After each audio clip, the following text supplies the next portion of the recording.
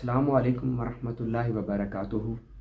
मैं डॉक्टर अमजद अली मशहदी सब्ज़वारी आपसे मुखातिब हूँ और आज की हम अपनी इस तरबियाती नशिस्त के अंदर एक इंतहाई दिलचस्प टॉपिक को डिस्कस कर रहे हैं। आज का हमारा जो टॉपिक है वो है सिफलियात के माहिरीन अक्सर अघोरी, तांत्रिक, तंत्र वेद जानने वाले, साधक, जोगी, तपस्वी एक ऐसी शक्ति की साधना करते हैं जिसको डाकनी का नाम दिया जाता है। डाकनी शायद ही आपने इसका नाम पहली बार सुना होगा। डाकनी क्या है, डाकनी कहाँ रहती है और डाकनी की सिद्धि कैसे होती है और इसका वार कैसे वार करती है। दरअसल डाकनी ये एक औरत का रूप है और ये एक इंतहाई ख़तरनाक रूप है। जादू के अंदर, सिफलियात के अंदर डाकनी अपनी मिसाल आप है। डाकनी एक इंतहाई ख़तरनाक रूप है। अगर हम इसकी तस्वीरों को देखें, इसकी मूर्ति उठाकर देखें तो डाकनी के एक हाथ में खप्पर, दूसरे हाथ में तलवार, तीसरे हाथ में दुश्मन का सर और चौथे हाथ में चक्र होता है। इसी तरीके से डाकनी के मुख्तलिफ रूप हैं। ये इतनी क्रोधित होती है, इतने गुस्से वाली होती है। ये एक ऐसी शैतानी और शमशानी शक्ति है। शमशानी शक्ति से मुराद कि ये शमशान में वास करती है, ये शमशान में निवास करती है और शमशान में ही रहती है। शमशान एक ऐसी जगह को कहा जाता है जहाँ पर हिंदू लोग अपने मुर्दे को जलाते हैं, जहाँ पर हिंदू लोग अपने मुर्दे को जलाते हैं, उसका क्रियाक्रम करते हैं।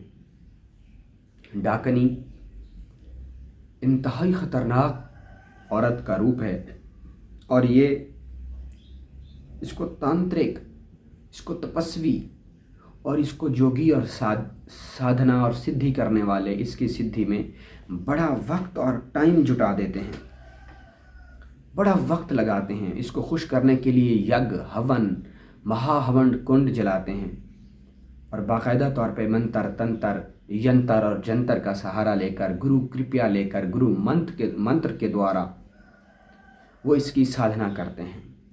सालों साल साधना इसकी करने के बावजूद भी कोई सच्चा साधक ही इसकी सिद्धि कर पाता है। सिद्धि से मुराद यानी इसकी तस्खीर कर पाता है, क्योंकि ये एक इंतहाई शैतानी ताकत है और इंतहाई ख़तरनाक ताकत समझी जाती है। अक्सर डाकनी को देवी का रूप भी दिया जाता है।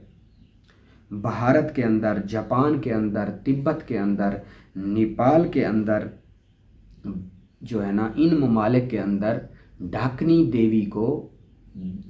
को देवी का दर्जा दिया जाता है और बाकायदा तौर पे इसकी पूजा की जाती है।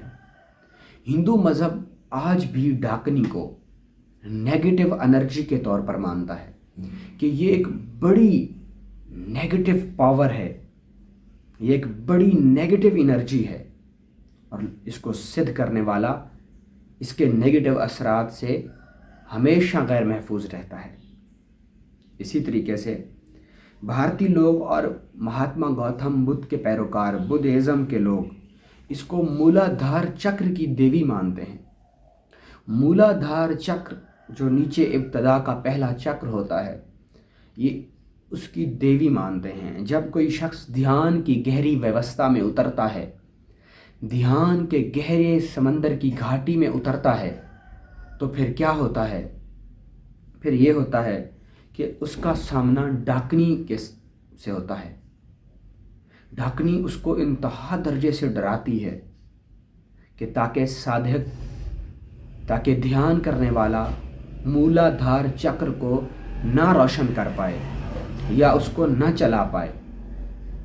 जब साधक का ध्यान आहिस्ता आहिस्ता सधने लगता है तो उसके जिस्म के अंदर झटके महसूस होने लगते हैं और उसकी सारी ऊर्जा मूलाधार चक्र पर पड़ती है और मूलाधार चक्र की ये देवी, जिसको डाकनी का नाम दिया जाता है, یہ اس کو پھر تنگ اور پریشان کرتی ہے، اس کو ڈراتی ہے تاکہ یہ کسی طریقے سے دھیان کی ویوستھا سے، اس کی دھیان کی جو پوجا ارپنا ہے وہ بھنگ ہو جائے۔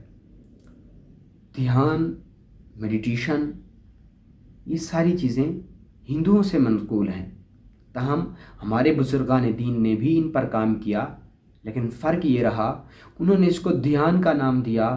ہمارے بزرگان دین اور ہمارے اسلاف اور ہمارے اولیاء اللہ اور صالحین نے اسی چیز کو مراقبے کا نام دیا۔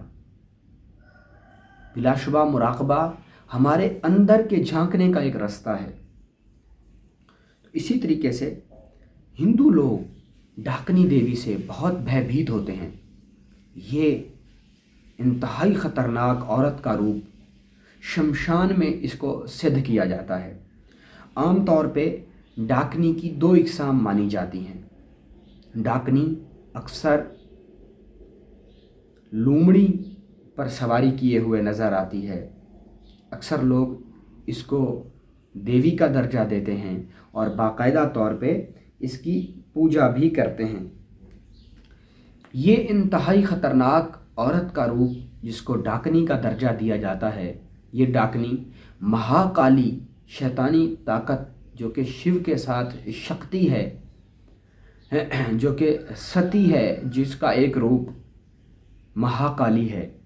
مہاکالی ہندو مذہب کے اندر ایک بہت ہی بھیانک روپ ہے، جس کی جیبھ یعنی زبان باہر نکلی ہوئی ہوتی ہے اور اس سے خون بہہ رہا ہوتا ہے، اور آنکھوں کے اندر کرودھ اور غصہ اتنا ہوتا ہے کہ آنکھوں کے اندر سرخی دکھائی دیتی ہے۔ یہ مہا شمشانی شیطانی قوت شمشان میں واس کرتی ہے، اور ڈاکنی مہاکالی کی سیوک مانی جاتی ہیں۔ یعنی ڈاکنی جو ہوتی ہیں وہ مہاکالی کے ساتھ ساتھ چلتی ہیں، کال بھیرو بھی اسی کے ساتھ ساتھ چلتے ہیں۔ مختلف یکشنیاں، یونیاں، مختلف شیطانی آتمائیں، مونجے، کلوے، یہ سارے کے سارے مہاکالی جب جاگتی ہے اور شمشان میں چلتی ہے تو یہ اس کے آگے آگے دوڑتے ہیں۔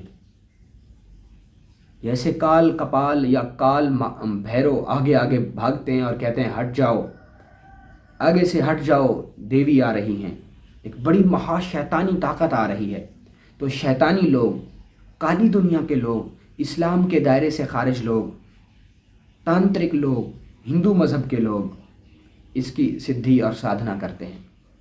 میں کسی کو غلط نہیں کہہ رہا، وہ بھی ہمارے انسانی بھائی ہیں، میں ان کے عملیات کو ڈسکس کر رہا ہوں۔ راہ حق پر چلنے والے لوگوں کا ہمیشہ باطل سے آمنا سامنا ہوتا رہتا ہے، تو ہم باطل سے تبھی لڑ سکتے ہیں، ان شیطانی قوتوں سے خود کو تبھی محفوظ کر سکتے ہیں جب تک ہمیں ان کا بیسک نالج نہ ہو۔ اگر ہمیں ان کا بیسک نالج ہوگا تو تبھی ہم انہی سے محفوظ ہو سکتے ہیں۔ ڈاکنی دیوی یا ڈاکنی کی شیطانی قوت، یہ اس کی جو غذا ہے یہ انسانی خون، انسانی گوشت، انسانی جلد، انسانی ناخن اور انسانی ہڈیاں اور انسانی سیمن، انسانی نطفہ، انسانی گندگی جو کہ ازواجی تعلق کے درمیان پیدا ہوتی ہے، وہ یہ تمام چیزیں ڈاکنی کی مرغوب غذائیں ہیں۔ اس کو یہ کھا کر خوش ہوتی ہے اور اس کا کرودھ شانت ہوتا ہے۔ اس کے غصے اور اس کی نیگیٹو انرجی کا اندازہ آپ اس بات سے لگا سکتے ہیں کہ جب یہ غصے میں آتی ہے اور اس کو ماس یعنی گوشت یا رکت یعنی خون نہیں ملتا تو یہ اپنا ہی سر قلم کر دیتی ہے، اور اپنا ہی سر قلم کرنے کے بعد اس سے نکلنے والی خون کی دھارا سے اپنا کھپر بھرتی ہے، اپنا وہ پیالہ بھرتی ہے اور اس کو پیتی ہے، جس سے اس کا کرودھ شانت ہوتا ہے۔ آپ اس کی نیگیٹو انرجی کا اندازہ اس بات سے لگا لیں کہ یہ کس قدر خطرناک انرجی ہے۔ ہندو مذہب کے مطابق انسانی جسم کے اندر 7 اندریاں ہوتی ہیں، 7 چکر ہوتے ہیں، اور ہر چکر کی ایک دیوی ہوتی ہے۔ جیسے مولادھار چکر ہے، یہ ابتدائی چکر ہے، اس کی جو دیوی ہے وہ ڈاکنی، یکشنی، ساکنی، لاکنی، ہاکنی، یہ تمام ساکنی، لاکنی، ہاکنی، ڈاکنی، یکشنی، یہ تمام کی تمام ان چکروں کی دیویاں ہیں۔ جب انسان اپنے ان چکروں کو، ہندو مذہب کے لوگ گہرے دھیان کے سمندر میں غوطہ خوری کرتے ہیں، تو اس دوران ان کی ان شیطانی قوتوں سے ان کا واسطہ پڑتا ہے۔ آج کی ہماری یہ مختصر نشست جو کہ ڈاکنی کے تعارف پر مشتمل تھی، یہ ہم نے اس لیے رکھی کہ ہم ڈاکنی کے اس شیطانی روپ کو سمجھ سکیں۔ یہ انتہائی خطرناک ہوتی ہے۔ ویسے اس کی ضرورت نہیں تھی بتانے کی، کیونکہ اس کے سادھک ختم ہو چکے ہیں۔ پاکستان میں کہیں اس کے دور دور تک کوئی سادھک نہیں ہے، کیونکہ میرے شب و روز اسی پر اسرار دنیا سے گزر رہے ہیں۔ میں انہی دنیا کا ایک طالب علم ہوں، تو میں نئی نئی چیزوں کی کھوج میں رہتا ہوں۔